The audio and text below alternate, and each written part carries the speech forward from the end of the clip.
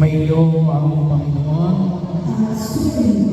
So patuloy po tayo naglalakbay. Sabi nga ho natin, muli ho, si Lucy, medyo malaki ng konti para mas kita ninyo. So bahagi ho na ang ating tema ngayong taon na ito ay sa jubileo ito ay at kaakibat ng ating pagdiriwang ng kapistahan ng mahal na Birhen Maria. Ang mesa ng murang pinagpilitan ay Maria Ka-Peregrina. Nakalagay kasi Ka-Peregrino, babae nga pala ang mahal na Birhen Maria. But anyway, tawag na natin ay abagin ako Ka-Peregrina sa nang may pag-asa. Bahagi o na kung saan ay patuloy natin binigyan ng pagpilay ngayon. Yung alin? Yung autoridad. Autoridad, nakakabangang autoridad. Mabisang autoridad. Bahagi o may kanya-kanya tayong autoridad. Bahagi o, pero sabi na natin ay susiyanin ay ibang klase ng autoridad na nakita kay Jesus. Bakit? Sinusunod siya kahit na ng demonyo. Dumayas ang masamang espiritu.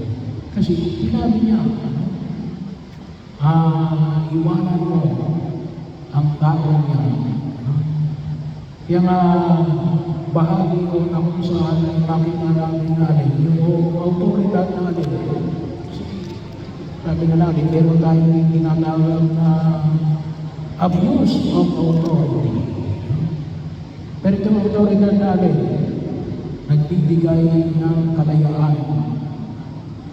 Hindi na pagkabilanggo o kung tawagin ko natin ay oppression. Hindi minamaliit, hindi sinisikip, hindi kung tawagin natin ay sinasakal. May autoridad na nakasasakal. Yung autoridad na tinayong ni Ismael nagpapalaya. So, bahagi yung na kung saan ay makita natin na ito yung autoridad sa salita.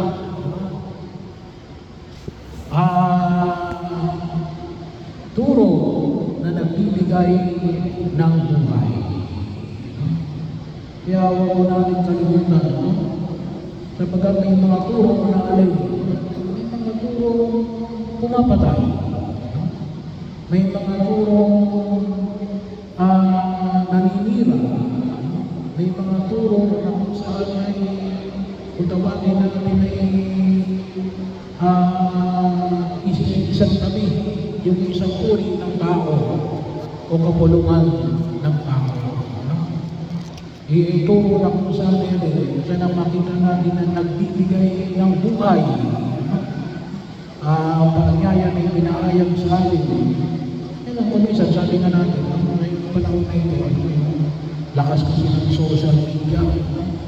Sabi nga natin, sabi nga ngayon kung minsan yung karamihan na ba rin, nagbibigay ba yan ng aspiration o desperation? Bahagi mo, pagkakataon, kaya mag-ingat ito tayo. Katulad ng bawa ng sa tingin ng ninyo, yung gumastos ng 759,000 sa isang dinner, tsaka 4 na tao. Well, wala akong problema yun. May amang pwede ka gumastos ng 1 milyon sa loob ng isang kainan. Kapag mo nilagay niya sa social media, nagbibigay ba yan ng buhay? O baka yung nalungkol ng ano niya rin minamaliit mo ay bahagi yun. Kung minsan kawawa naman pala, magkano lang yung kinain ko ngayong araw na ito. Samantalang ito, ay milyong-milyon, daang-milyong piso. No? Bahaging 4 milyon sa 4 na katao. Kaya bahagi yun. No? Kaya kahit na ako sa ating mga posts, hindi natin ito yung alin, yung turo na nagbibigay ng buhay. Hindi nagmamamali. At bahagi yun ang kung saan ay patuloy na inaamon na Jesus natin na ito yung pagkakaiba ng panahon niya, yung mga iskiba at mga arusin. Nagbibigay ba ng ito? Nagbibigay ba tayo ng inspirasyon o dispirasyon? O nagbibigay ba tayo ng depression? O itinataas natin ang bawat isa? Bahagi yun ang kung saan ito ay ang katotohanan na nawa ay magdulot ng lakas ng loob at humipo sa ating mga puso upang alin, makita natin yung pagbabago. Hindi lamang nung panahon na Jesus, ngunit alin, sana makita natin sa ating pang-araw-araw na pamumuhay. Mga salitang humahamon, mga salitang humihilo, at mga salitang nagpapadaya. Kaya huwag kayong magtanggalin ng sama ng loob. Kaya bahagi yun na sinasabi ko natin ng simbahan. Huwag kayong magtatanggalin ng sama ng loob. Bakit? Ay patuloy mong sinusukatan mo sa bibig mo. So, hindi lang sa salita ang autoridad ni Jesus. Pero bahagi yun, yung ating salita ay nakapagbibigay ng buhay. Pero alin yun? Pati yung ating pagkilos. Bakit? Pinalayas ni Jesus sa pag-espiritu. Bahagi yun. Pagkakataon na kung saan ay makita natin na nawa yung pagkilos na ito. At saan yung ating mga bahagi yun? Sapagkat ang kasamaan at kasalanan ay nanatili sa atin ngayon. Tulad ng alin, pagkamuhay. Addiction. Maraming uri ng addiction. Binanggit na nga namin. Kasama na dyan yung mga gambling addiction. Mabuti na lang, inalis na ngayon. Inalis na ngayon sa Gcash at Paymaya. Yung online gambling. May nakausap ko. Malungkot siya kasi hindi siya makapaglaro. Humina na yung online gambling kasi nawala na sa mga nabanggit ng mga iwalay. Corruption. Dami natin na yan. No? Division. No? Kanya-kanyang grupo. No? Kahit ako minsan sa isang kumpanya. Kahit sa simbahan. No? May kanya-kanyang grupo. No? Ito yan ito yung mga masasamang espiritu. No? Hindi lamang yung inaalihan ng demonyo. May mga masasamang espiritu. Kapag binabayaran natin yan, tatalian tayo yan. No? Kaya pag-iwanan natin, ano? Bahagi ko yun. Ang autoridad ni Jesus ay mas malakas sa anumang uri na kadiliman. Ano lang kailangan natin? Bubuksan natin ang ating mga puso. Bahagi ko yun. No? Pwede niyang mapalaya sa kanimang siyang gumagapos sa atin. No? Hindi natin kung siya namamalaya, ginagapos natin. Or, kung tawagin na natin yan, pinapagapos natin yung ating sarili. No? Bahagi ko yun. Naging manatili tayo mga alipin ng mga bagay na ito. Marami po akong tutusin, no? Marami po siguro na kung saan ay makikita namin, no? Katulad ng babali na patuloy natin pagkita, yung mga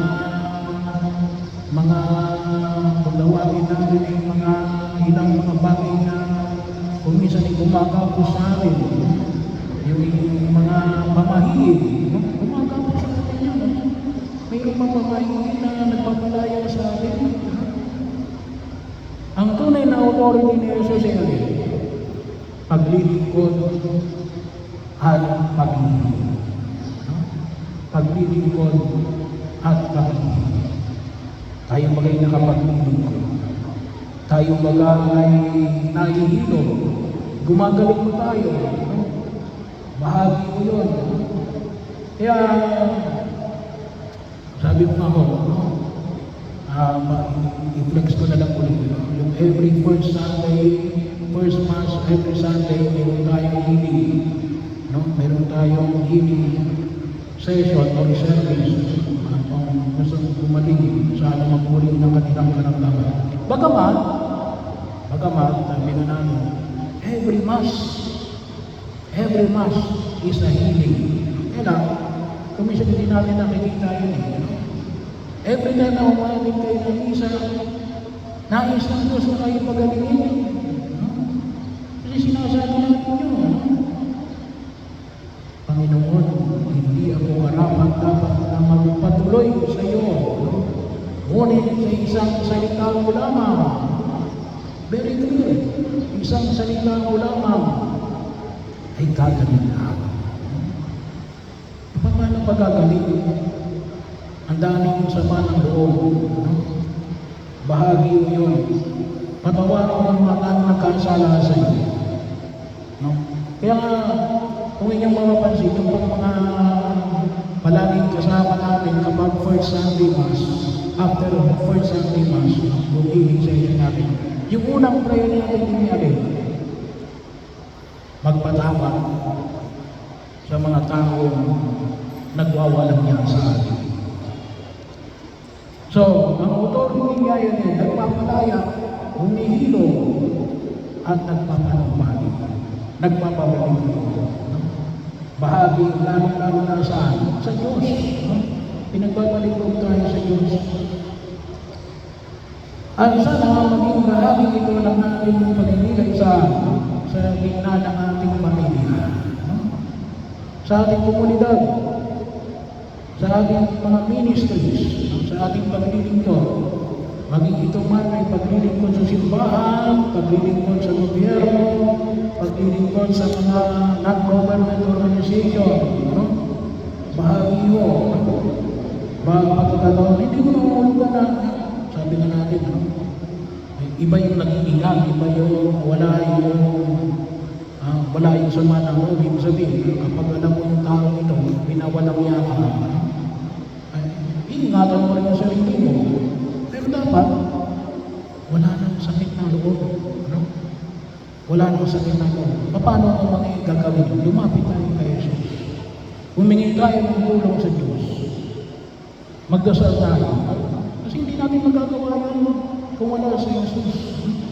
Kung wala sa Jesus. Kung wala ang mahal na Birhen Maria sa tulong na kung saan ay dala-dala niya sa Jesus. Bahagi nito na kung saan ay alin, pag-ibig at paglilingkod. No?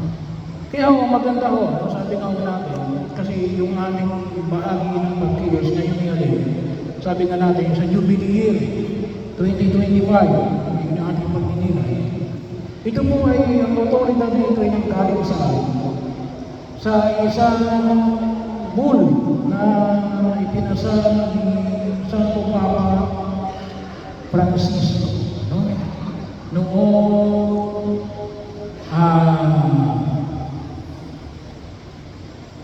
May 9, 2024, ito ay kapistahan ng pag-akyat ni Jesus sa langit. At bahagi yun na ang pinakatema noong bulay is first non confunded Hope does not disappoint. Ang pag-asa hindi na-disappoint. Ang tawagin natin ay hindi nagbibigo. No? Meron kasi paminsan mga tamako na nagbibigay ng kabiguan. Pero ito, pag-asa, hindi tayo bibiguin ng Diyos. No? Sinisigurado yan. No? Yan po'y mula sa sulat ni San Pablo sa mga taga-Roma, chapter 5, verse 5. No? Bahagi yun na kung saan ay huwag namin kalimutan. Kaya yun yung patuloy na pag-asa. Kaya pagkakataon siguro nga kumisan at tao, marami tayo na nawawala ng pag-asa. Nakita natin sa mga balita ngayon. Pero hindi. Ang Panginoon ay nagbibigay sa atin ng pag-asa. At sigurado na ibibigay niya iyon sa bawat isa sa atin. At ito rin po yung elemento na kung saan ay nakita natin sapagkat tulad ng pinamanin natin yung Jubilee ay nagsimula. Sabi nga po namin, yung muna ay yung 1300 ni Pope Boniface VIII. No? So, at ang pangalan ng bull na ito ay Antiquoro Hagen Relation. Translation, an ancient and transformative account. Ang makaluma ang mapagkakatiwalaan mga report na inisyo noong February 22, 1300. Bahagi yun na kung saan ay pagkakataon na kung saan ay patuloy na hinahamon kasi naging bahagi na ho ng ating karanasan at bahagi na ho ng kung tawagin natin ay banal na tradisyon. We must consider banal na tradisyon, hindi lang basta tradisyon. Ngunit banal na tradisyon. So mula ko ng 1300 hanggang ngayon ay pinag-ilisip natin ngayon, sabi nga, every 25 years, mula ng 1375. At may pa tayo ng extra jubilee na ipinamanin ko rin po para sa inyo. So, lalong-lalo na ako kung 1300, bakit? Ay, sa gitna ng maraming paghihirap, nag-irahalan sa kalong pagperwale. No? Katulad ng mga dinanas natin. Yung panahon natin, naranasan natin ulit. Yung COVID-19, doon din ho, mga salot, mga gera, tagutom, na kung saan nagkitabi pero patuloy na nagtitiwala ang tao sa Diyos. So kaya, naging nakita ko yun, ni Pope Boniface na ang mga tao ay sa kanilang panalangin na yan ay kanilang idinudulog sa harapan ng Lalo na sa Roma, sa ginatawag po natin sa Basilica of St. Peter and St. Paul. So, kaya lang, sabi nga namin, inayos na natin, maging bahagi na natin. Bakit? Kasi hindi naman tayo lahat nakapupunta sa Roma. Sino ba nakapunta sa inyo sa Roma? Swerte kayo kung kayo nakapunta sa Roma. Pero hindi lahat tayo nakapupunta. Kaya ipagpasalamat natin yung panahon na ito ng Jubilee. At yung mga itinatalaga ng mga Jubilee churches, pag tinabagan natin yung biyaya na ipinahayag sa atin ng buong may kapal. No? Kasi ito ay pagkilos ng pananampalataya ng mga nananalig, isang paglalakbay. At ang tawagin na natin ay ancient traditions. Naging bahagi niya ng ating kasaysayan. Ang bahagi nito yung yung pagtanggap natin ng plenary indulgence.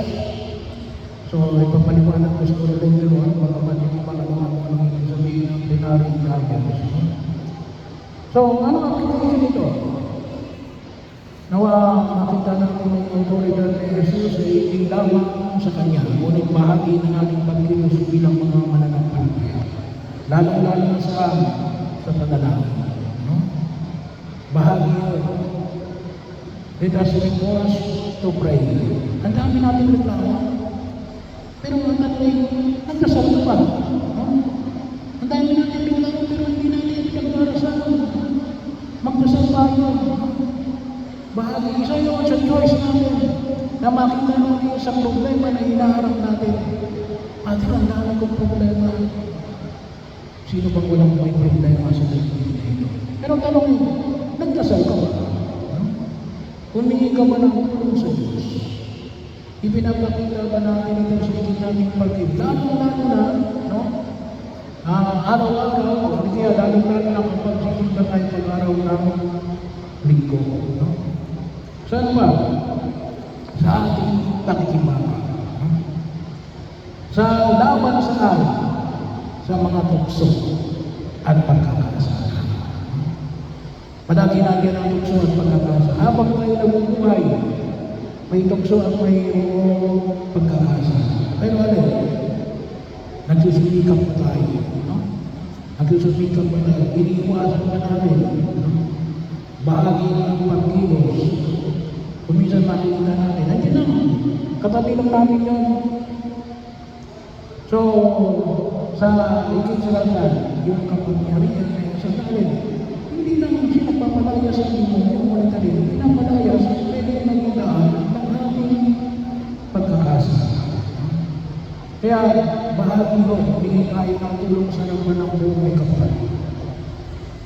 Sa pang-araw-araw natin pagkilos, ay makita natin ito sa ating paglilingkod na katulad ng amon na pinahay ko ng nakarang linggo, dapat kami lang sa pamamagitan ng kababaan ng kalooban. At itaas natin ang bawat isa. No? Mas gusto natin kung isa itinataas natin yung aming sarili. No? Itaas natin ang bawat isa. No?